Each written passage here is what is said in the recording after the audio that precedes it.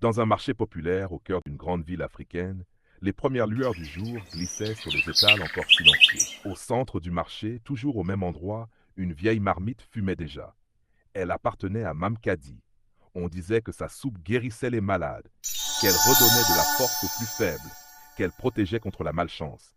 Mais personne ne savait ce qu'elle mettait vraiment à l'intérieur, jusqu'au jour où la vérité finit par éclater. Mamkadi était veuve depuis longtemps. Dans le quartier, tout le monde la respectait. Elle parlait peu, souriait rarement, mais on lui accordait une confiance profonde. Tous les matins, avant même que le soleil ne soit haut, elle arrivait avec sa grande marmite. Les habitués venaient, travailleurs du chantier, étudiants fatigués, vieilles dames, même des policiers. Tous repartaient rassasiés, convaincus d'avoir reçu bien plus qu'un simple repas. Personne ne soupçonnait rien. Personne ne s'imaginait ce qui se cachait derrière son air calme et ses gestes précis.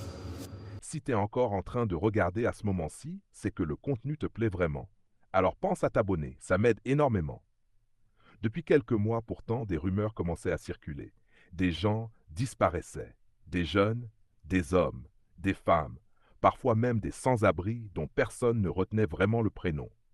Ils disparaissaient sans explication, sans message, sans retour. Il n'y avait aucun lien entre eux, sauf un détail. On les avait tous vus pour la dernière fois près du marché. Certains habitants commençaient à avoir peur, mais personne n'osait le dire à voix haute. Un soir, un petit garçon du quartier rentrait tard chez lui. En passant devant la maison de Mamkadi, il s'arrêta, surpris. Il avait entendu quelque chose, un cri, puis un chuchotement étrange, comme si quelqu'un suppliait derrière une porte fermée. Le lendemain, il raconta tout aux adultes, mais personne ne le prit au sérieux. Mamkadi? Mais non, elle est trop gentille. Tu as dû rêver, mon fils. Le petit garçon insista, mais rien n'y fit. Les adultes préféraient leur certitude à une vérité qui dérange. Quelques jours plus tard, une scène inattendue fit trembler le marché. Un policier habitué de la soupe de Mamkadi commença à manger son bol comme d'habitude, puis s'arrêta net. Son visage changea. Il fronça les sourcils, piétina, écarquilla les yeux.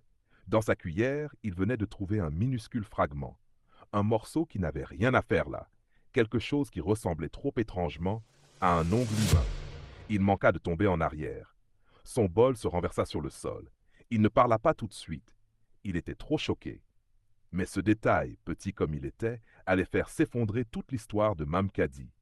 Le policier alerta ses supérieurs. En quelques heures, le quartier entier fut secoué. Des agents arrivèrent. Ils interrogèrent les voisins. Ils fouillèrent le marché. Ils suivirent la piste des disparus. Et petit à petit, tous les chemins, toutes les hypothèses, ramenaient à la même personne. Mamkadi. Pourtant, certains habitants se révoltèrent. Vous l'accusez parce qu'elle est vieille? C'est une femme honnête. Elle nous nourrit depuis des années. Mais l'enquête avançait. Et bientôt, l'heure de la vérité arriva. Un matin, la police se rendit chez elle. La porte fut forcée. La maison était sombre, silencieuse, trop silencieuse. Dans la cuisine, une odeur étrange flottait, à mi-chemin entre les épices et quelque chose qu'on n'arrive pas à définir. Un frisson parcourut l'un des officiers. En fouillant plus profondément, ils découvrirent des sacs cachés, des objets personnels appartenant aux disparus, des traces qui renvoyaient directement à eux. Et au fond d'une marmite encore tiède, ils trouvèrent des restes. L'un des policiers détourna le regard et sortit immédiatement, suffocant. Plus personne ne doutait. Le cauchemar que personne n'osait imaginer était bien réel. Arrêtée, conduite au commissariat, Mamkadi resta silencieuse pendant des heures. Puis enfin, elle parla. Sa voix était posée, presque douce. Elle expliqua qu'elle croyait que certaines pratiques anciennes, des pratiques obscures que les vieux chuchotaient autrefois dans les villages, pouvaient protéger contre la pauvreté et les malheurs. Qu'elle avait été convaincue que la chair humaine attirait la fortune, la chance, la force.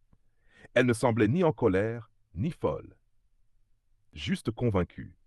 Elle avoua avoir fourni des ingrédients à certains marabouts, et que depuis des mois, ses clients avaient mangé ce qu'elle préparait. Personne dans la pièce n'osa respirer. Quand le procès commença, le quartier entier était divisé. Certains la détestaient. D'autres la défendaient encore, incapables d'accepter ce qui s'était passé. Les familles des disparus pleuraient. Les preuves s'accumulaient. Les témoignages se succédaient. Face au juge, Mamkadi paraissait étrangement calme, comme si son esprit était ailleurs. Le verdict finit par tomber. Coupable, condamnée. Mais même lorsqu'on l'emmena, elle ne pleura pas. Elle sourit légèrement. Un sourire que personne n'avait jamais vu auparavant. Son étal fut brûlé, la marmite brisée, les restes de son passé furent effacés. Le marché reprit vie, mais plus jamais comme avant. Certains clients, désormais, regardaient chaque bol de soupe avec suspicion. Chaque odeur leur rappelait l'affaire, chaque silence aussi. Le petit garçon qui avait tout entendu resta marqué. Il ne passait plus jamais près de la maison de Mamkadi. Il disait que certaines nuits, il voyait encore une lueur étrange derrière la fenêtre. Mais il n'en parlait plus. Personne n'aurait voulu l'écouter. Encore. Le temps passa. On oublia presque Mamkadi. Pourtant, certains soirs, quand la brume descend sur le marché, il paraît qu'on sent une odeur familière. Une odeur de soupe qui n'existe plus. Et lorsque quelqu'un vous dit « Goûte, c'est la meilleure soupe du quartier », vous devriez réfléchir. Parce qu'on ne sait jamais vraiment ce qu'il y a dans une marmite, ni ce que quelqu'un est prêt à faire pour la remplir.